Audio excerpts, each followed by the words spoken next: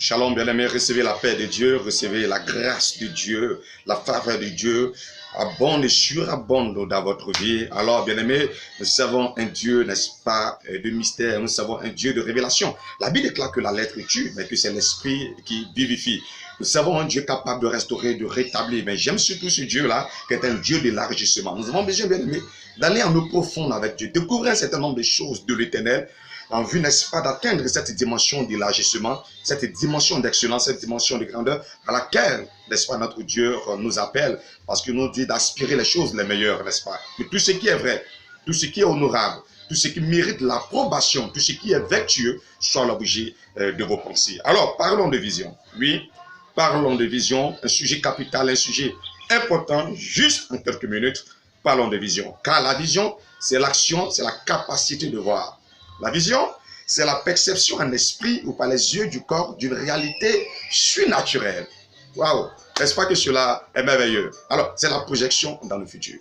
La Bible déclare dans Exode chapitre 3, le verset 1, Moïse était dans le désert et Moïse faisait perdre les troupeaux de son beau-père Jéthro. La Bible déclare, Moïse fait le constat d'un buisson enflammé, d'un buisson en feu, mais qui ne se consumait point.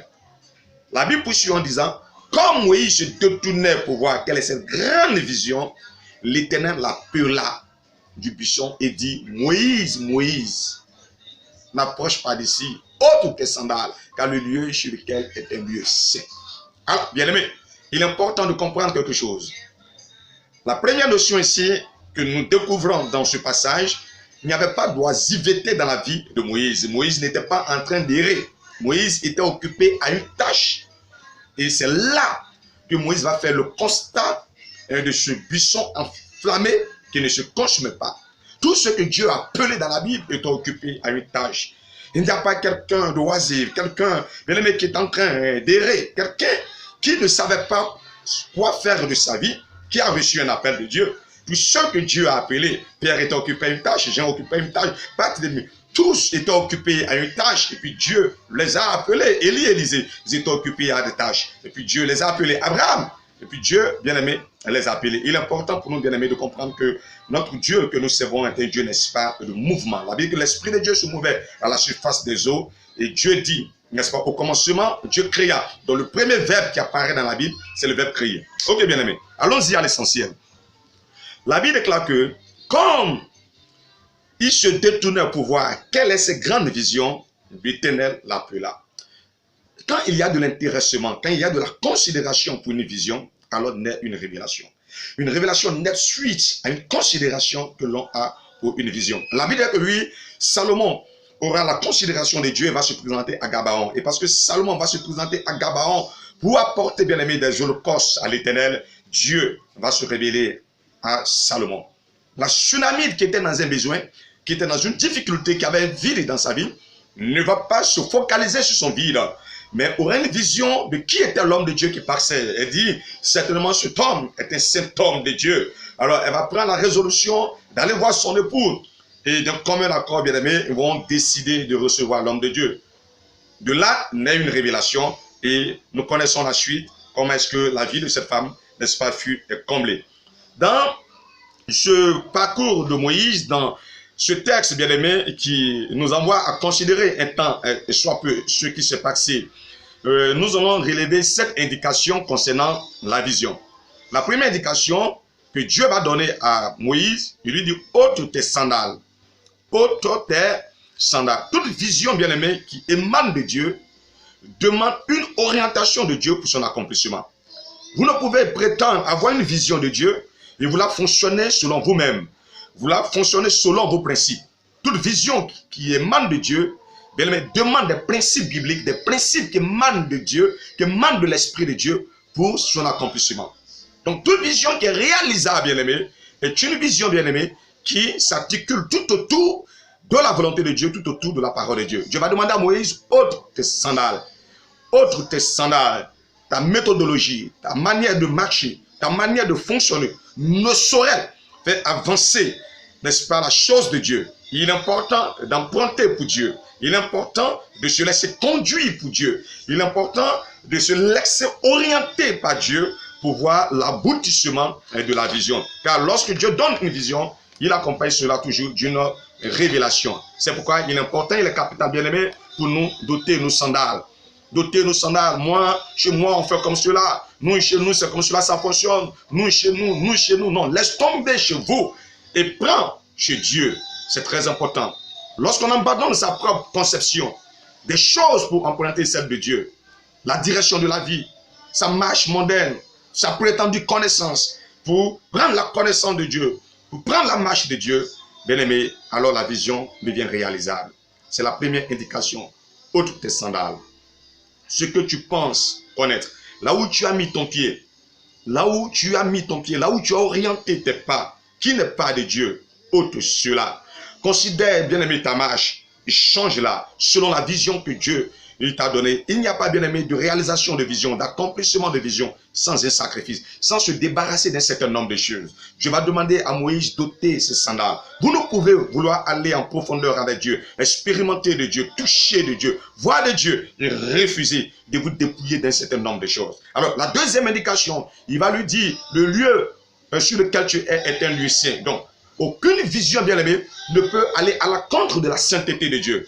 La Bible dit que ton nom soit sanctifié. Donc, considérez la sainteté de la chose, entrer dans l'esprit de la sainteté, manifester la nature de Dieu, avoir une vision selon Dieu. C'est très important. Toute vision de Dieu élève Dieu. Toute vision de Dieu sanctifie Dieu. Toute vision de Dieu glorifie Dieu. Vous ne pouvez recevoir de Dieu et cela va s'opposer à l'Éternel. C'est impossible. Tout ce qui émane de Dieu vient pour sanctifier le nom de Dieu, vient pour honorer le nom de Dieu. Alors, ça c'est la deuxième indication. La troisième indication, c'est que la vision est individuelle. C'est très important. Il y a des personnes à qui Dieu a donné une vision. Alors, lorsque Dieu leur donne une vision, ils vont partager cette vision dans la collectivité.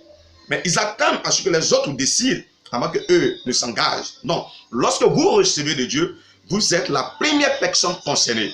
Non, mais Dieu nous a dit, faisons telle chose. Dieu s'est révélé à moi. Et Dieu a dit, non, on n'a qu'à bâtir le temple. Dieu a dit, nous devons faire cela. Tu es la première personne concernée dans cette vision-là. Et le reste viendra, et les autres vont suivre. Donc, la vision, elle est premièrement individuelle. Chacun de nous doit rechercher une attache personnelle avec Dieu. C'est très important.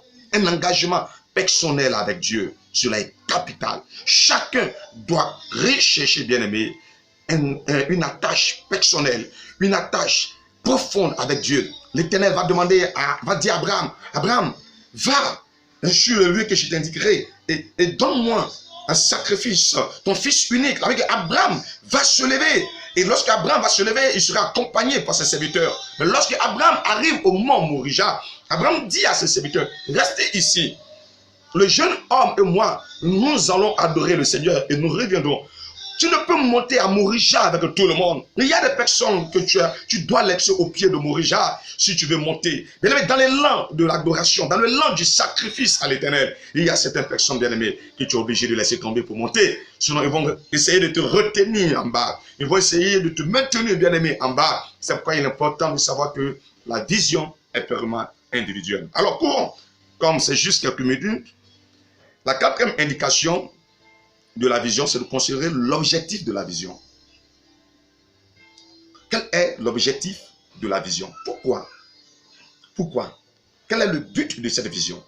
Quand tu te trompes d'appel, tu te trompes de capacité. Quand tu te trompes d'appel, tu te trompes de capacité, de résistance et d'efficacité. Il est important, bien aimé, de discerner l'objectif de la vision.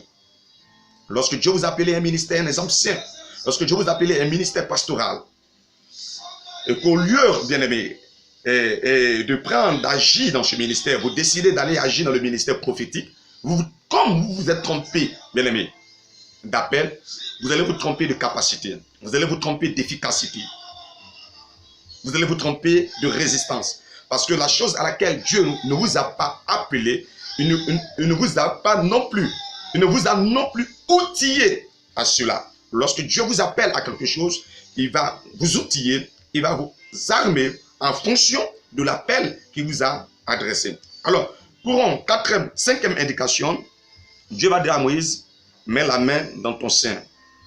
le cœur mauvais. Le cœur mauvais, nous ne pouvons prétendre avoir une vision qui émane de Dieu. Alors lorsqu'il retire la main remplie de lèpre. En termes de révélation, nous pouvons considérer cela comme étant la première venue de Christ. Voilà, il viendra, il sera rejeté, méprisé. On dit qui a connu ce qui nous avait été annoncé, qui a cru à cela. Son aspect n'avait rien pour nous attirer. Lorsque Moïse met la main à nouveau qui ressort, la main impure, la seconde venue de Christ, nous considérons bien aimé que nous avons besoin d'avoir un cœur pur, un cœur bon, pour pouvoir vraiment accomplir la chose de Dieu. Cela est très important. Il va dire à Moïse, comme en sixième indication, qu'as-tu en main? Moïse dit, Seigneur, un bâton. Ne néglige pas la chose entre tes mains. La vision, la réalisation d'une vision part de ce que Dieu met entre tes mains.